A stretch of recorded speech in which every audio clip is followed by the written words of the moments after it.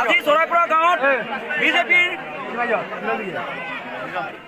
জেডপিচি বিজেপিৰ জিপিচি দিছামুখ গাঁও পঞ্চায়তৰ অন্তৰ্গত জেডপিচি অনিৰাম পাংগিংদেৱে তাৰ লগত সংগমৰি লগাই পেলাই চৰাইপৰা গাঁৱৰ বিজেপি কৰ্মীৰ ঘৰত 6টা বজাৰ পাছত সোমোৱাৰ কাৰণে আমি ৰাইজে সমদল লগ কৰি পেলাই তেখেতলোকক আমি ইয়াতে আবদ্ধ কৰি ৰাখিছোঁ।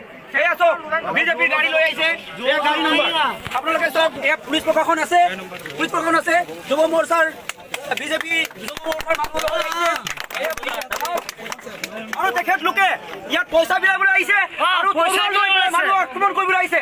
ইহঁতি দাদাগিৰি কৰিছে, গুণ্ডাগিৰি কৰিছে। আপোনালোকে চাওক, এয়া এখন গাড়ী আৰু এখন গাড়ী আছে ইয়াতে।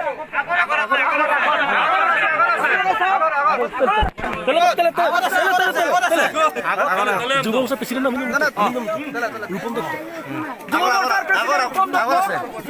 মৰ্চাৰ প্ৰেচিডেণ্ট ৰূপম দত্ত আছে, লগত আহিছে।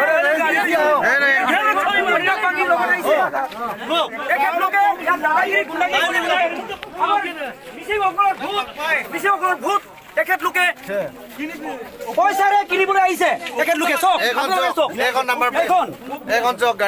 তেখেতলোকে তৰোৱাল লৈও আমাক দাদাগিৰি কৰিবলৈ বিচাৰিছে।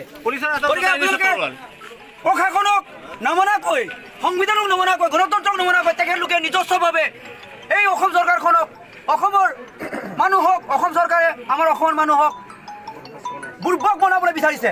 গতিকে আমি কেতিয়াও এই বিজেপি চৰকাৰৰ মানুহবোৰক আমি কেতিয়াও মানিব নোৱাৰো, বিজেপি চৰকাৰ মানিব নোৱাৰো। গতিকে আপোনালোক সজাগ হওক, সকলোৱে সজাগ হওক। বিজেপিক আমি এইবাৰ পৰাভূত কৰিব লাগে।